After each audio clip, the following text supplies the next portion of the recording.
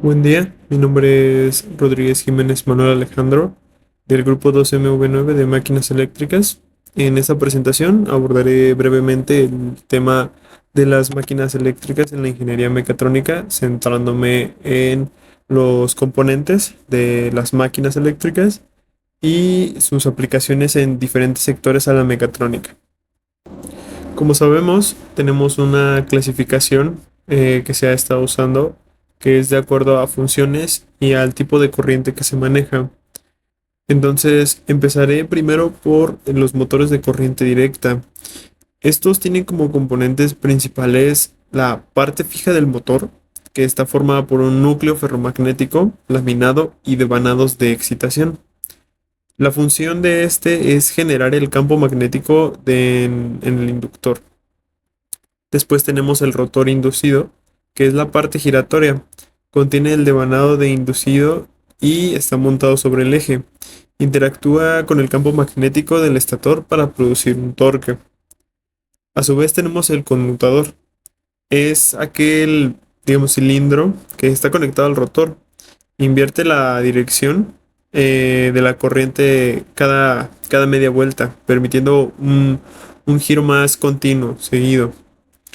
Después tenemos las escobillas, que son los contactos que transmiten la corriente hacia el conmutador antes mencionado. Después tenemos el eje, que es el elemento mecánico que transmite el movimiento hacia la carga. Después tenemos los rodamientos, que nos ayudan a reducir la fricción y permiten que tengamos un giro más suave, que pueda fluir de una mejor manera. Tenemos diferentes tipos de excitación, que es independiente, tenemos en derivación, tenemos en serie y tenemos la compuesta, que es una combinación. Ahora voy a pasar con los motores de corriente alterna. Tenemos primero el motor de inducción, el asíncrono. Los componentes son el estator trifásico, el rotor de tipo jaula de ardilla, el núcleo laminado, el entrehierro y claramente pues la carcasa. Sabemos que funciona mediante la inducción electromagnética. El campo magnético del estator induce una corriente al rotor y esto genera un movimiento. Como segundo tipo de la misma clasificación, tenemos el motor síncrono. Sus componentes son el estator trifásico, el rotor de imanes permanentes, o que también puede ser un devanado de campo, y el sistema de excitación. En este tipo de motor, el rotor gira a la misma velocidad que el campo magnético. Así es como se explica su principio de funcionamiento. Después tenemos el motor sin escobillas o el brushless. Bueno, tiene como componentes el estator eh, con bobinas trifásicas. Tenemos el rotor de imanes permanentes, como se menciona. Y tenemos el controlador. El movimiento de este se controla mediante electrónica, variando cómo se van activando las bobinas del estator. Y después, como cuarto tipo dentro de esta clasificación de motores de corriente alterna, tenemos el motor a pasos, que tiene un estator con múltiples bobinas, tiene un rotor imantado y tiene un control de corriente. En este se producen movimientos eh, bueno, a una medida discreta, lo que permite una alta precisión para su movimiento. Es para eso su uso. Por otro lado, tenemos los generadores eléctricos, que sabemos que su función es convertir energía mecánica en energía eléctrica mediante la inducción electromagnética.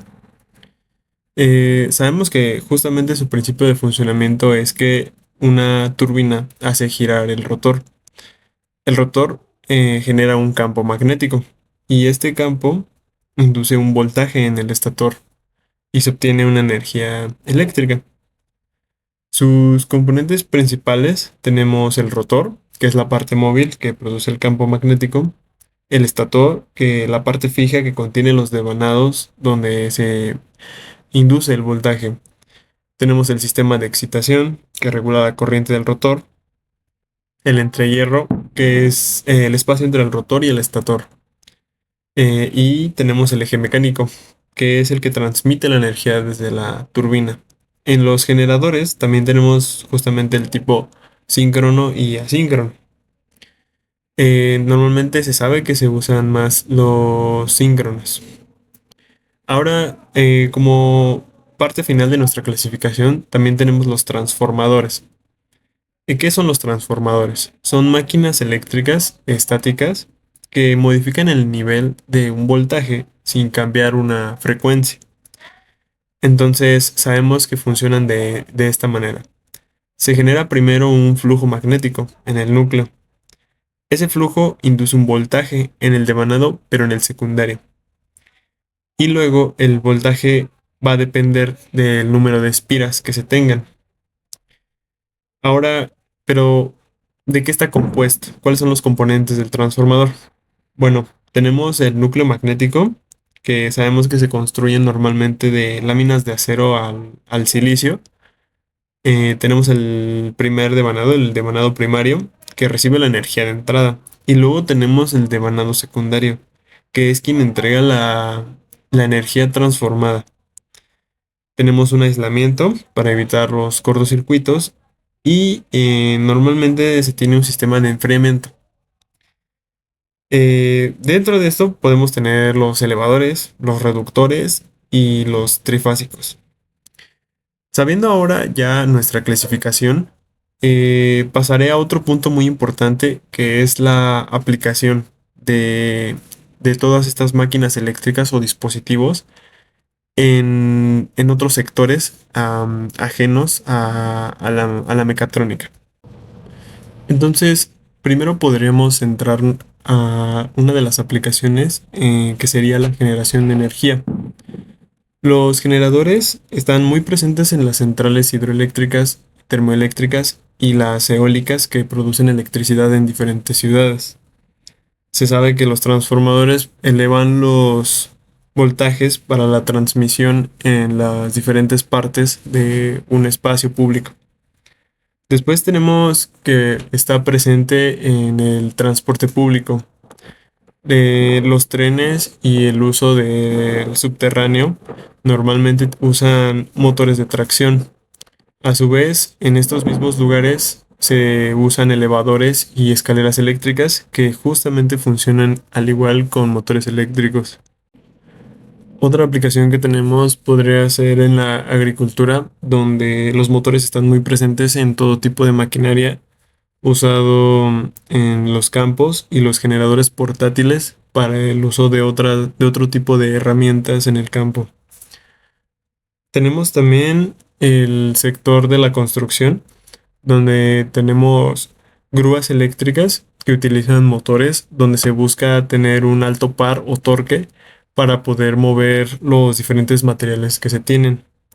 Además, también tenemos en la industria alimenticia, donde se tienen siempre sistemas de bandas transportadores que vuelven a hacer uso de los motores. También tenemos sistemas de refrigeración, donde se usan compresores y estos mismos hacen uso de las máquinas eléctricas mencionadas. Al igual, también tenemos otra aplicación en la industria petrolera y minera, donde se usan motores de muy alta potencia para poder extraer el material crudo. Con esta clasificación y las aplicaciones mencionadas en otros sectores ajenos a la mecatrónica, ya estaría cerrando la presentación. Sin embargo, podemos concluir que estas máquinas representan un vínculo entre el control electrónico y el movimiento que ayudan a sostener muchos sectores de la modernidad y que comprender su funcionamiento, sus componentes y sus aplicaciones no es solo fundamental para el nivel académico, sino para el desarrollo tecnológico y productivo.